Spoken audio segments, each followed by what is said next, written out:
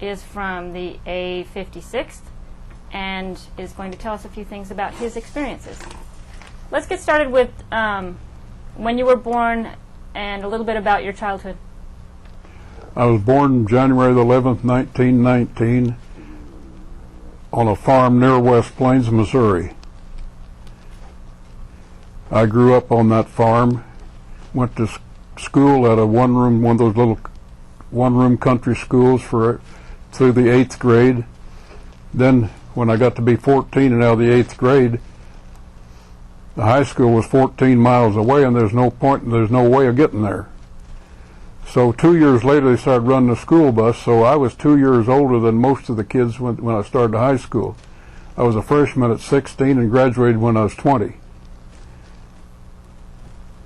And in my senior year of high school, I joined the National Guard there at West Plains. And we had a summer camp that'd be 1939. And then the next summer we had another summer camp. And then in December of 1940, we were mobilized into federal service. And we went to Camp Robinson, Arkansas, which is down near North Little Rock, and spent a year there. We did Louisiana maneuvers that summer, and up to Camp Joseph T. Robinson. And then December the 7th came along, and our year was changed from 1 year to the duration. So, in effect, my 1 year tour was extended 4 years. So when were you called in? To active duty on the 23rd of December 1940. What was your memory of Pearl Harbor? Pearl Harbor, we had just finished the maneuvers in Louisiana, and they announced that Pearl Harbor had happened and told us to pack our bags. We were moving. And we got our bags packed, and about 2 days later we got on a train there in Little Rock and headed for the West Coast. This train was, you might say, ancient. The passenger cars had carbide lights, and the speed limit on that train was 40 miles an hour. And we went all the way from Little Rock to Fort Ord, California in about 4 days. It was quite a trip. First time I'd been on a trip that long.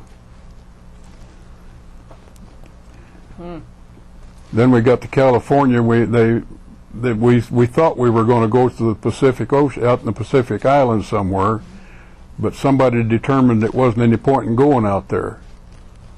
But we had yellow fever shots and all the stuff prepared to go, but we didn't go, and we ended up running up and down the West Coast there. We would protect railroads and airports and stuff like that, because there was sabotage efforts on the West Coast. And while we were there was a Japanese submarine actually fired a round onto the West Coast. So that got everybody's attention. And then in the summer of 1942, that would be, we moved down to San Diego, and we put in beach defenses around the North Island Naval Air Base there at San Diego. We dug the emplacements and put in the barbed wire and all that stuff in case the Japanese might want to come ashore there. Then we got that done, and we moved away from the naval base back onto the sort of the desert east of San Diego, and was sitting out there doing mostly nothing. But what I remember most about that part was rattlesnakes. There was rattlesnakes everywhere out there. And of an evening, after we'd get through with our training sessions, one guy had a .22 pistol, and we'd go rattlesnake hunting. And two of us would walk, and we'd hear a rattlesnake, everybody stand still till we found it. And I've got rattlesnake rattles at home yet, right now, that I picked up there in 1942.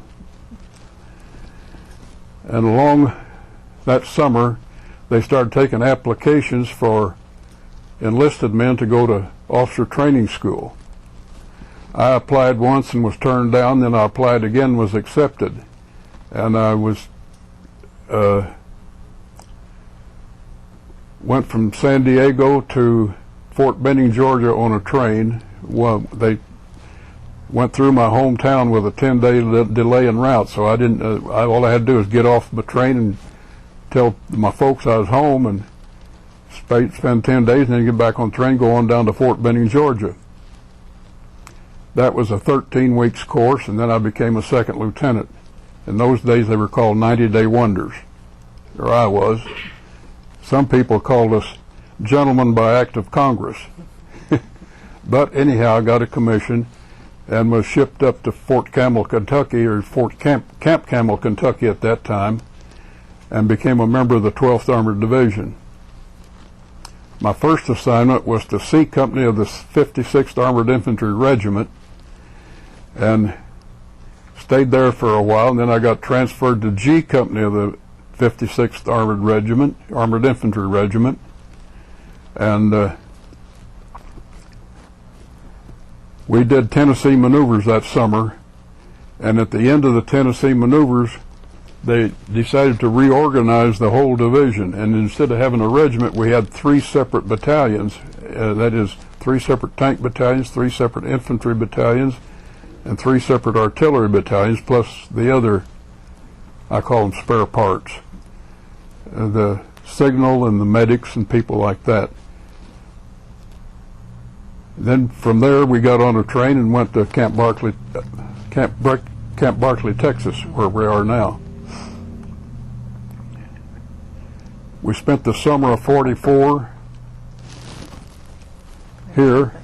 Okay, we arrived at Camp Barkley and set up out there in what was plywood shacks for shelter, and it was very intensive training through that summer, and we did a lot of hiking, we did a lot of firing of weapons, and did problems of different types.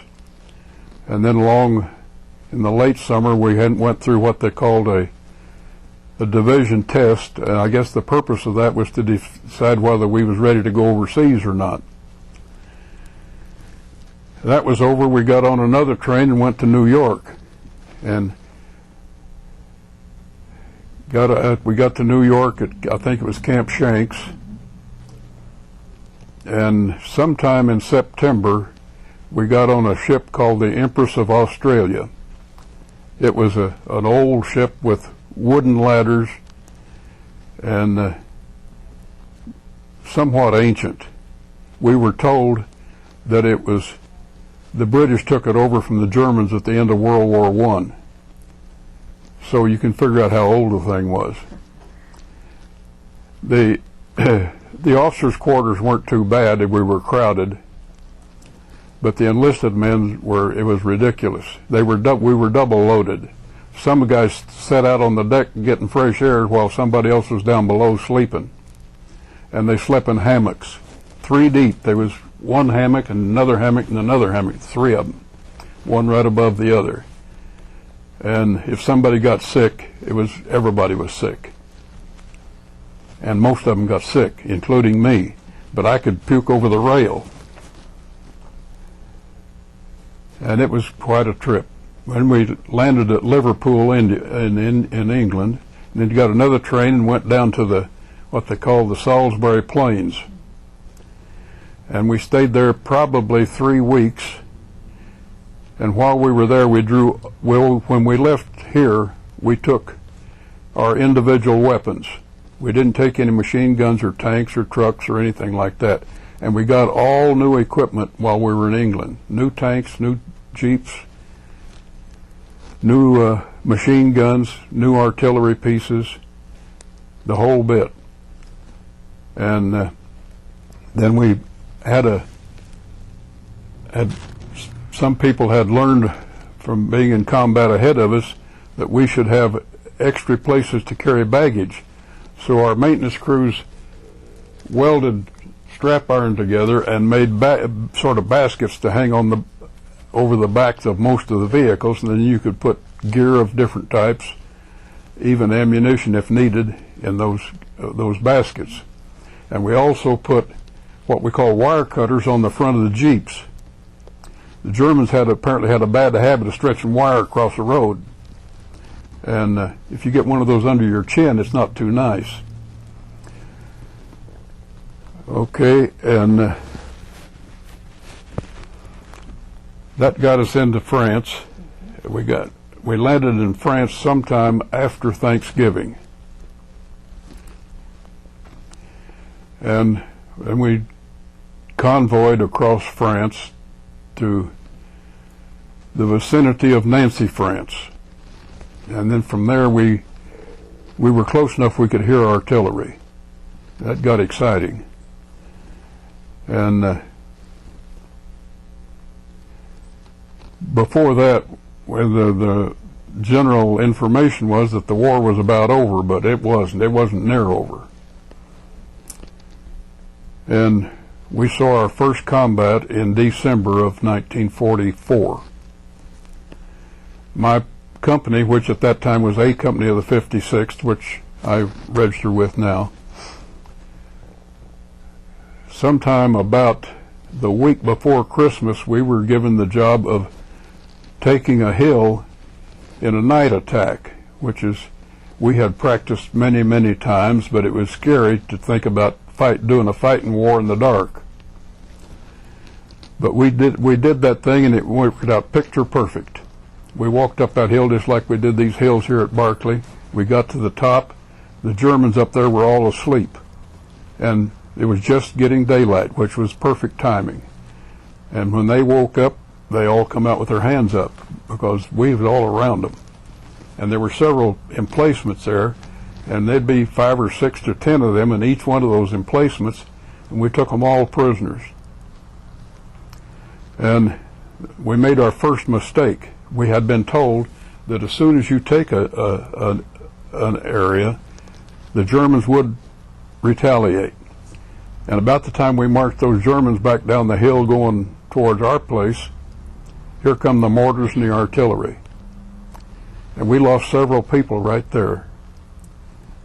One of the officers, a lieutenant by the name of Dillon, Neville, his first name was Neville, his last name was Dillon, was killed there right in front of me. And there was mortar shells busting all over the place. But we got consolidated, and it don't take long to dig a foxhole when that's going on. Dirt was flying real good, and of course we took over those emplacements too. And then we stayed there for, well, that was early in the morning. Then that afternoon we were told to go down the hill on the other side, and there was a little town down there called Utweiler, and we were told to take Utweiler. So up to that point I had been the company executive officer, that is second in command. But when Dillon got killed, I became a platoon leader. I got demoted. And I took the second platoon into Utweiler. And that wasn't a big fight, but we had a little small arms fire down there. We took care of that pretty quick.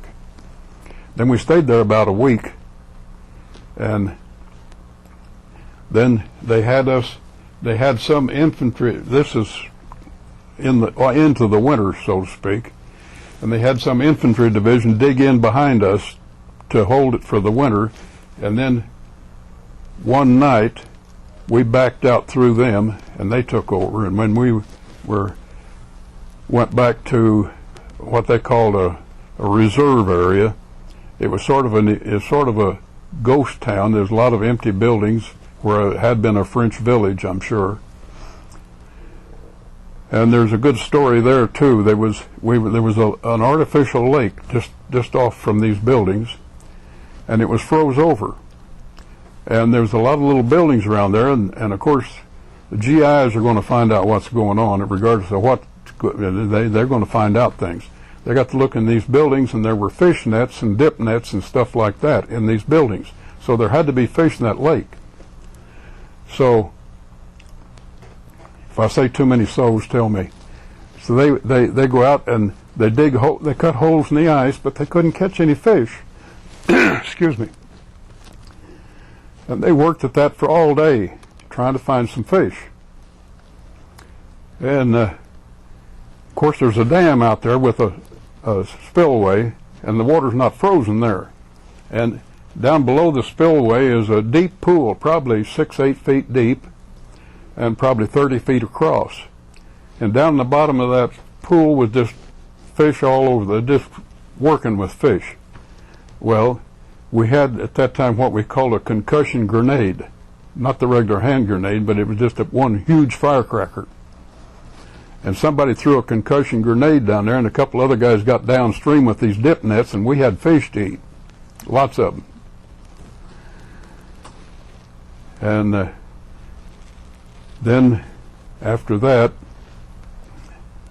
we convoyed north from there, and I can't remember the names of the places we stopped, but it was in preparation to go to Herlesheim. So go ahead and tell me about your experience with Herlesheim. Herlesheim, well, of course, I was still company exec when we got to Herlesheim, and my main job was to take care of the motor pool, so to speak, the vehicles and the mess truck and stuff like that, and supplies. And on the afternoon, late afternoon of the 8th of January, they got a hold of me and told me to come up to what was everybody referred to as the waterworks, and I would be the B Company commander. And we were to jump off at 6 o'clock the next morning to go take Herlesheim. Well, I got up there, it was dark and snowing and cold as the dickens. And I gathered my people together and told them what we was going to do, and tried to get some sleep that night. We couldn't do much sleeping because there was some shooting going on outside. That's where we got, the Germans pulled a tank up. Well, on the German side of this waterworks was a wall that was probably 8-10 feet tall, so they couldn't come right into the building. But they would throw grenades over that wall, and they would fire artillery into the top of the building. And when the shells would go off up in the top of the building, the plaster would come down on us. And the big story there was the whole 56th Armored Infantry Battalion personnel was in that building. That would be approximately 900 men. Then there was a part of an infantry company that didn't belong to us in there too, so you could probably say there was 1,000 men in that building that night. And as many people have discussed, if the Germans had just known how many men were in there, they would have put a much larger effort to get it. But they did pull a tank up, and you could hear him coming, just clunk, clunk, clunk, clunk, clunk out there in the snow. And he come up and he stopped and he fired around. Of course, it went over our heads, over that wall. And we had a young man in headquarters company named Bob Scott. And Bob said, "Give me a bazooka, I'll go out and get that thing," or words to that effect. And so they give Bob a bazooka, and he goes out in the snow, and he has to get probably within 10 feet of that tank, and the bazooka won't work. So he comes back in and trades bazookas and goes back out, and the next one works, and he knocks that tank out. And he was decorated by the French and the English both, and I'm sure we hung something on him. And he was quite a celebrated individual there for an hour or two because he had knocked out that tank, and then later on too, of course. And this event was right around January 8th? I moved up on the 8th, and most of this activity took place on the 9th. So we were supposed to jump off at 6 the next morning, which was just good daylight in the snow. And there was Germans just outside of that wall that we could see, and we had a Lieutenant Willis with us, who's this guy's uncle, and he could speak perfect German. And he got in a window of the mill and he started yelling at these Germans, and some of them would give up. Come on in. That's what he was trying to get them to do. And not long after that, when they started coming in, he got out of the building and went out there among them and started yelling around. And I guess he probably brought in 25 or 30 of them just by yelling at them. Didn't fire a shot. And of course this takes time, so I can't jump. He's got these Germans coming in the door and I can't get out the door. So I would guess along about 8 o'clock, the battalion commander and any number of other higher level people was up there yelling at me to get out of there. So I got my platoons lined up, and one platoon took off, and then I followed them between them and the next one. And I tell you, it became, it was just a hailstorm of bullets. They were firing on us. You couldn't believe how much stuff was coming in. And I got about 50 yards out of the building, and I was running, and there was a shell went off to my left, and a piece of it went through my right leg when I had it in the air like that. So that knocked me on the ground, and the medics were with me within seconds, I would say, and they packed me back to the water mill and determined that all I needed was a compress to keep it from bleeding. And then they put I have no idea how many men were wounded right there within a very short period of time. There was a bunch. And they got me and 6 others on the back of a light tank, and that became an ambulance, so to speak, and hauled us from there back to the town of Bischweiler. From the watermill back to Bischweiler, and that's where the aid station was. They unloaded us at the aid station. Of course, we get processed through the aid station, and at that point they determine what further attention we need. And I don't know how many people could get in an ambulance like that to sit in out front, but anyhow it was loaded, and we headed back to the evac station, they called it. No, I didn't call it the evac station. There's another name for it. It was the division clearing station, and they take a look at you. And then we went. The whole bunch of us went from there to the 11th evac hospital, and there we were. If we needed surgery, we got it there, and then determined if you're going to stay a week or less, you stayed there. But if it's going to take more than a week, well, then you go to the general hospital. So I went from there with several of my own men back to the 100th General Hospital at Bar-le-Duc, France. And while I was there, they sewed me up and took good care of me. And when I became ambulatory, I went down to the ward where they had the enlisted men, and 26 of my men were in that ward that went back there at the same time I did. So I stayed there approximately 2 weeks, maybe 3, and then when you got well enough, you started back to your outfit in the front. And if you wanted to go back to your own outfit, if you didn't, well, they sent you any place they wanted you to go. But I wanted to go back to my own outfit because I knew people there. So I went back to the 56th Battalion, and got there approximately a month after I got wounded. You mentioned earlier that you had an experience at the hospital, or that the hospital was pretty interesting. Did you have a story there? Or? The hospital? Yeah, in France. The only thing I remember about the hospital that seemed weird to me, this wound on my leg was a hole through my leg. And they decided they need to clean it out, so they opened the whole thing up, and it just opened up, just looked like a big piece of red meat. And they kept that moist with sterile water for about 3 days before they sewed it up. And that was a little bit weird. But other than that, the hospital was pretty much a normal, what you would expect. Now, when you got injured at Herlesheim, you mentioned that there were several men there Do you recall how many people actually came out unscathed? Well, the only figures I have on that, A Company went in with approximately 200 men.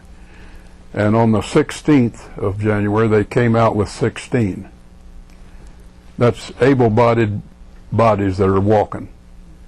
The rest were either dead or wounded. Now, I must add one thing there. We didn't have anybody captured. There was a lot of people lost people to be prisoners of war. None of ours became prisoners of war. Of course, when it was all over, we had more dead people than anybody else did, but we didn't have any PWs. And I always felt kind of good about that, is we didn't surrender anybody.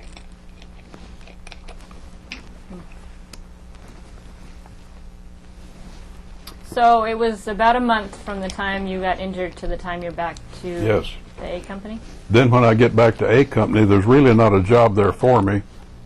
And the battalion commander called me in a day or two later, and I think I'm quoting him. He said, "Vandy, I've got a company now that they can't take away from you." And I said, "Where is it?" And he said, "Back at the 2nd Replacement Depot at Epinal." And he said, "They've got a company of black soldiers back there that volunteered for combat duty."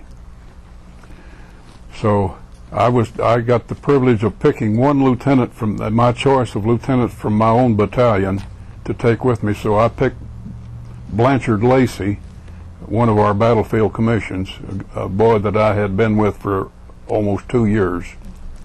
He had been a sergeant all the time up to until he got the battlefield commission. He was a fine man, a good soldier, originally from Canada. He came out of Nova Scotia. And so me, and they also we had an excess first sergeant in the 56th, so I got a first sergeant, a lieutenant, and a company clerk to take with me. And we went back to Epinal, and when I got there, there were 4 more Caucasian officers and 4 Caucasian sergeants that all had combat experience that came with these black guys. And in reference to the black soldiers, they were all volunteers. They volunteered for combat duty, and that's kind of hard for some people to understand, but they did. And so I loaded them up in I forget how many trucks and led the way with my Jeep and went back to the battalion. And we got back to the battalion. My battalion commander was a guy named Gene G. Norton, as he said, from West by God, Virginia. And the old boy was about 6'6", and his wife had sent him a coonskin cap, and he put that under his helmet when that tail was hanging down his back. Not too military, but he was a heck of a fine guy. And one of these lieutenants I got was a Lieutenant Russell Blair. Turned out to be one of my best friends. And these other two lieutenants were fine people too. They'd all had combat experience. And so we get back there, and Norton sends word that he wants these troops lined up. He wants to talk to them. And so we get them lined up, and Colonel Norton comes up, and he says, "I understand you men volunteered for combat duty, and I'm going to see that you get it." And he did. And then he just turned around and walked off. And we had about 2 weeks to train these guys in this country before we got into combat. So these people had practically no combat training, or no, I might say they had no combat training, and we tried to teach them some things that they should know, and we did fairly well. And about the time that was over, we got in another convoy and we went north.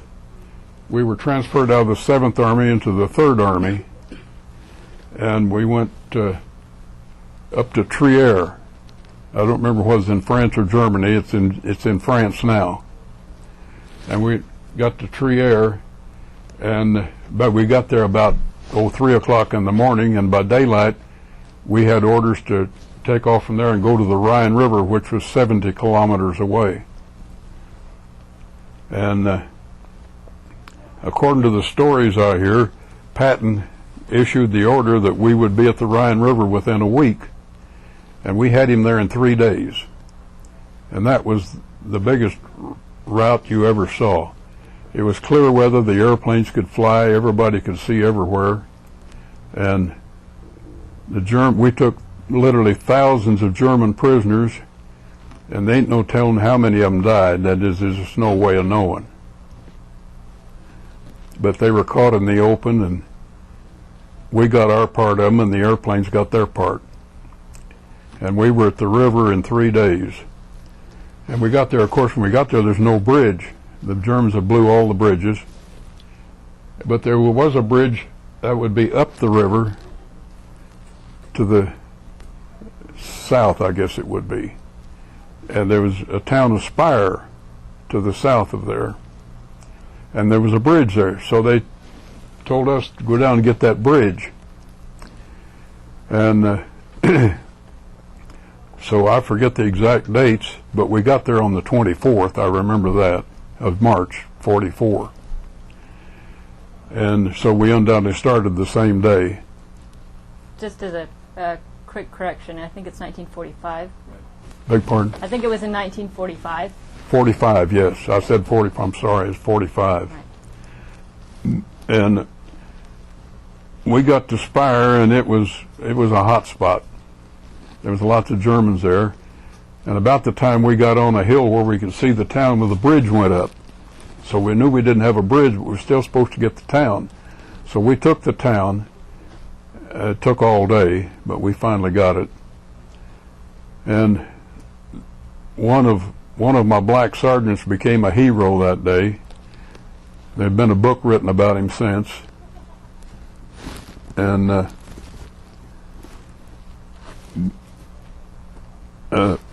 Mike's uncle was killed that day.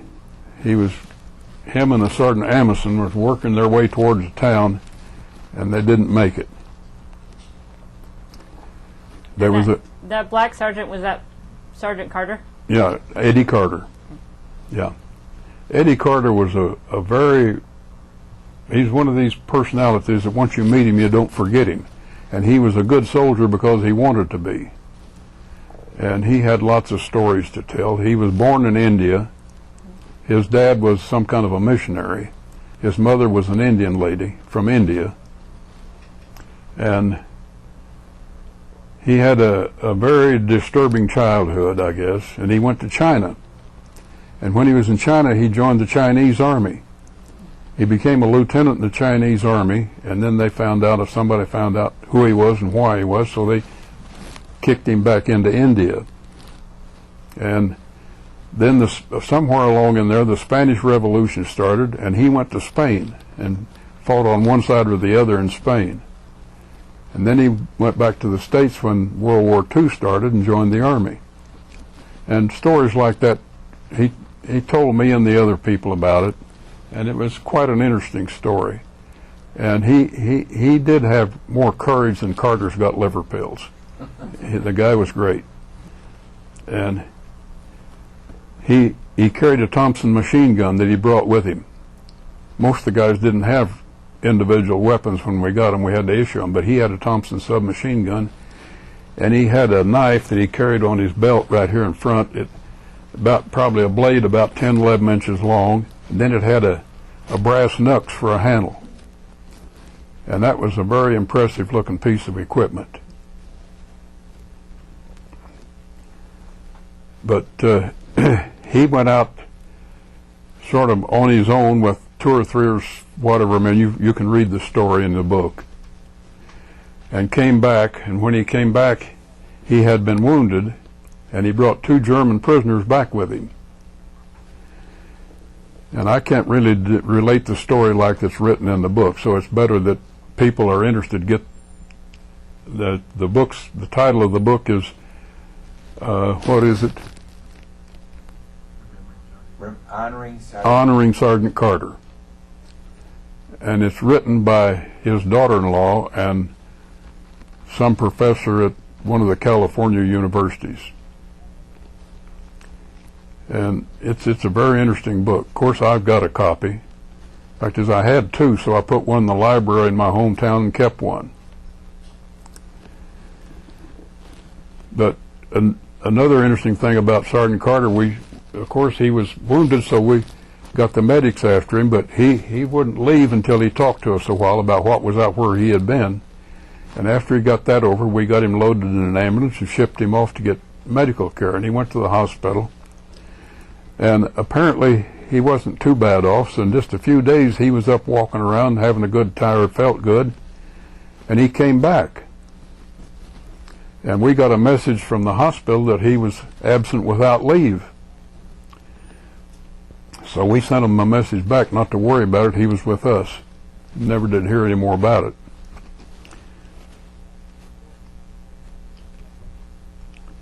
What was your experiences with concentration camps?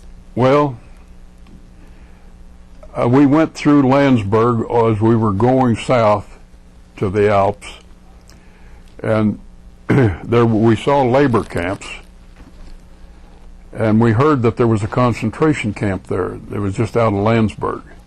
I didn't see it right then, but my first occupation duty was a day before, I think it was 2 days before the war was over. They sent me and A Company back to Landsberg as sort of occupation duty.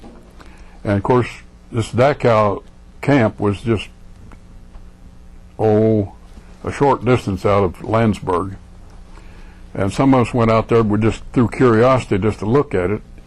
And if I'd have known then what I know now, I wouldn't have went. Because of all the stories you've ever heard, they're true. Dead bodies, people that can barely breathe, people that they're so emaciated that the largest part of their arm is their elbow, and the rest of it is just bone and skin. And the same way with the legs, the same way, big knees and no leg here at all. And then their hips, of course, are just where the bones were, and the ribs, you could count every one of them. And these people were literally starved to death. And I've thought about it since, and the amazing thing to me is, and it sort of proves what the Nazi government was up to, that's what that place was built for. It wasn't an old warehouse or anything like that had been changed or remodeled for that. It was built for that purpose. There was a crematory, there was everything else. And along with seeing all that stuff was the stench. It was, you couldn't hardly stand it. It was a smell that you've never smelled before in your life, and you don't want to smell it again. And that was about the end of my part of I went back into Landsberg where we were stationed to take, that is, my job in Landsberg. There was a prison there that was actually a German prison that had criminals in it. There was hardcore criminals, there was political prisoners, there was everything you could think of. And somebody found out about it, and they was afraid that some soldier would come along and throw the doors open like we did on the labor camps. So my job was to make sure that nobody was released from that prison. So I stayed there about 2 weeks, and we just put a man with each one of we disarmed all the guards and put an armed man of mine with each guard, and they pulled the same shift as the Germans did, and just to make sure nobody got away, because there was hardcore criminals in there that nobody wanted, at least not running loose. And then I stayed there, as I think I said, about 2 weeks, and then they decided I should go over to Dillingen, Germany, which is where we got the bridge across the Danube River. Moved over there, and things became fairly routine. We had baseball teams and went swimming in the Danube River and all that kind of stuff. One thought that you mentioned earlier was that when you were still with D Company, you were walking down the road and you found several GIs walking down the road. Do you remember that story? The which? It's a new story. We haven't talked about it. Okay. Several GIs were working on the road, and you were moving with D Company and picked up the GIs because the Germans were coming. Do you remember that? I heard that a few days ago. We'll talk about it. Okay, I'm sorry, I don't recollect that. It's just one of those things that I don't remember. Right. There's lots of things I don't remember. That's 60 years ago. There's this one about the after Spire, the executive officer met. He told us after Spire, he was crying. Oh, the officers' meeting. Officers meeting after. The night after. The At Spire, after the meeting after they called an officers meeting that night, and our battalion executive officer, a guy named Major Livaday, was in charge of the meeting, and he was crying when he got up. He got up off his chair, and the tears running down his cheek, and he said, "Chuck Willis got killed today." That's Mike's uncle. And it was quite a shock because everybody liked Chuck. Was a great guy. He had a great personality. He seemed to be well educated. He spoke perfect German, which come in real handy. And he was gone, and it is a shock for everybody. And that was in March as well, right? That was the 24th of March at Spire. We're kind of running out of time. Why don't you tell us about your arrival into back to the States? Well, sometime probably in June, me and several other officers were transferred from the 12th Armored Division to the 1st Armored Division, and it seemed kind of obvious that what they call low point people, which included us, were going to fill the 1st Armored Division. And it looked like we were going to go to Japan. That's what it looked like. I don't know whether it's true or not. But then the atomic bomb went off, and people started coming to the States in large groups. And it wasn't probably 2 weeks from the time the atomic bomb went off till I was on a ship headed for the States.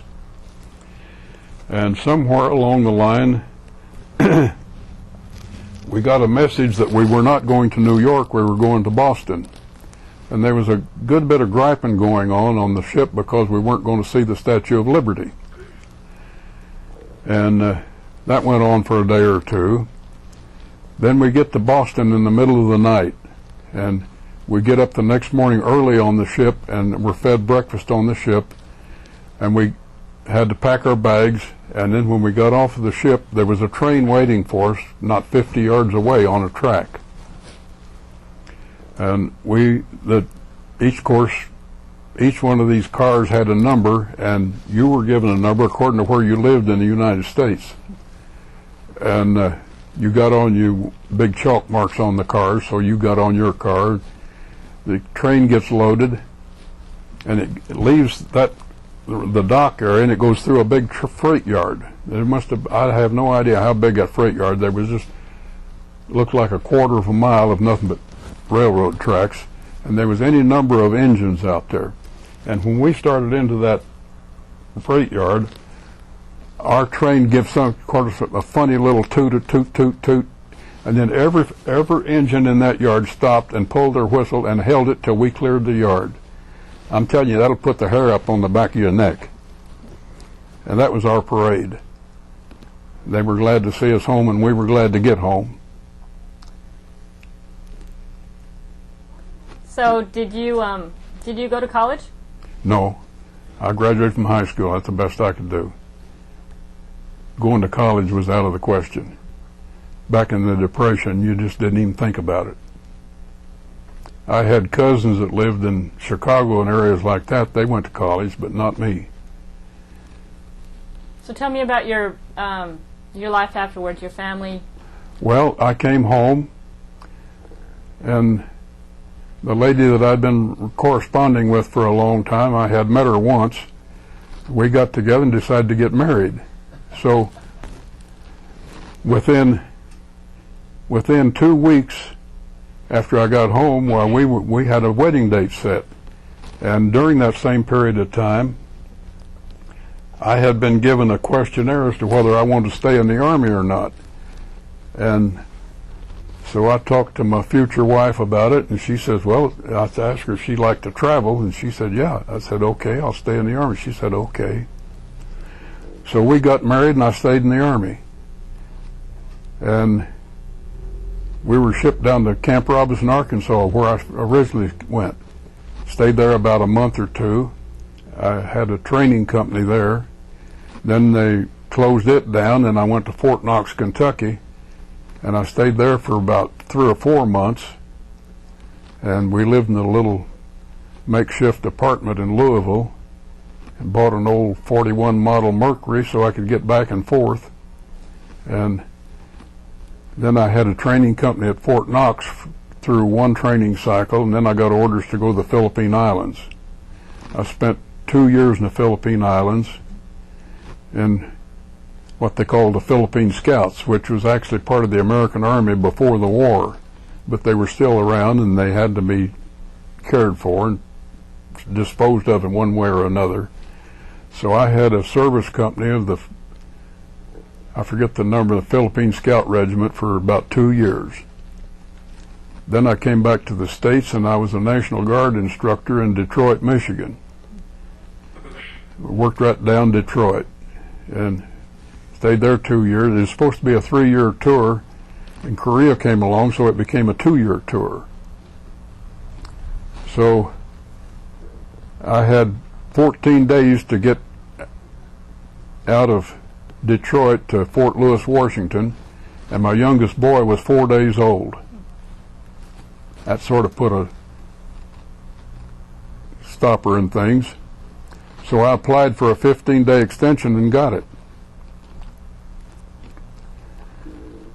And so then my wife said I couldn't go by myself, so we drove from the Chicago area to Fort Lewis, Washington, and she stayed with me until I flew out of there. And that was, early November 1950. The Korean War had just started good. So I get to Korea and they put me in the Korean Army. And I'm an advisor to a Korean combat battalion for about 6 months. And the Koreans got all the rough territory because they could handle the walking better than the Americans could. So I got to walk with the Koreans. And I tell you, I climbed a lot of mountains. And after about 6 months of that, my boss at the Korean Division headquarters come out, and out in the boonies there, you didn't worry too much about what you looked like, and I grew a big handlebar mustache. And Colonel Pearson come out there one day, and he said, Van, I got a job for you at Division headquarters, but that mustache has got to go. So I said, I'll be there in the morning. So I shaved my mustache off, and then I worked at Division headquarters for another 6 months. I was over there a little over a year. I was over 13 months. And then came back to the States and went to a little camp in Kentucky called Camp Breckenridge. And they closed it down, and I went to Fort Benning, Georgia to the Advanced Officer School. That lasted about 6 months. And then I went back to Fort Knox. And we reactivated the 3rd Armored Division and took it back to Germany. So I got my second tour in Germany then. We spent 3 years there, and my boys were all in grade school at the time. They had a good time. And old Tom over there sang Old Tannenbaum in the Christmas program. He was about 7, 8 years old, I don't remember. And that was a good trip, because when you get time off, you'd head for southern Germany down along the Alps, and there was beautiful country down in there. And one time we took about 2 weeks, and actually we drove down there and stayed about 3 or 4 days, and then we drove across Austria into Italy and went over to Venice, got in a gondola and went all over the place, and then drove back across to the southern side of Switzerland and drove back all the way across Switzerland into Germany. And the boys still remember that. And I remember it too. It was a good trip. Then we got, when that tour was over, I had been promoted to lieutenant colonel. And so I came back to the States with the family and went to Fort Leonard Wood, Missouri. And I had a training battalion there for about a year and a half. And then when I had about 6 months to go before I retired, they insisted I retire at 20 years, because a reserve officer on active duty, when he got 20 years, unless you were a lawyer or a doctor, you retired. So I retired the first day of January 1961. And that's what's that, 43 years ago.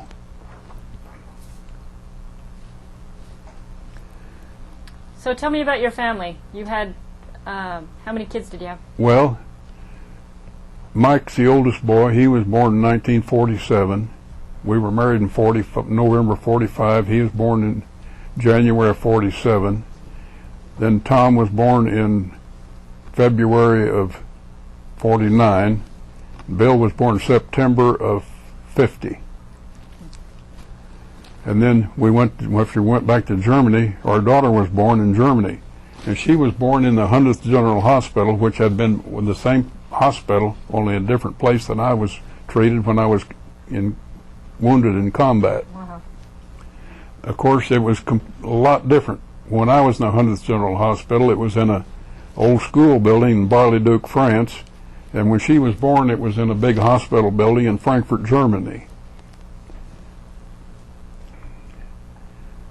And they've all been reasonably healthy, which I've been very thankful for. And for my own age, I'm doing real good. I'll be 86 in January.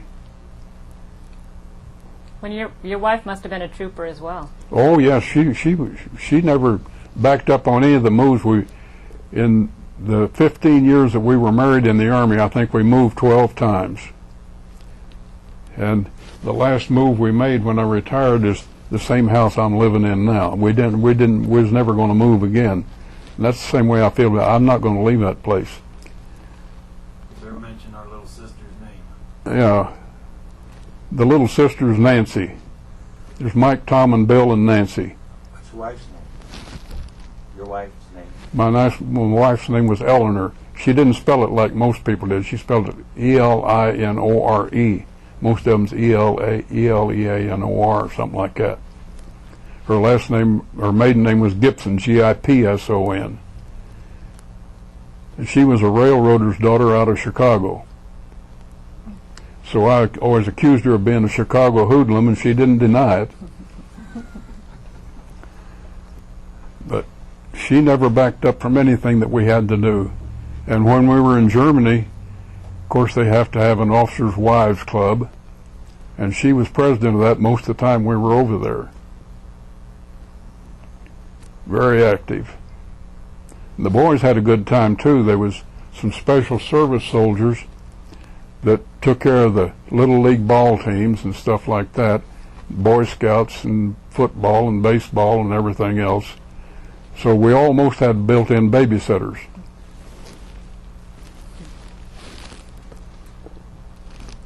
Well, this is a wonderful life you just explained to us. Is there anything else you'd like to add? No, I think I've covered most of it. All right. Well, thank you so much. We really appreciate it. Okay.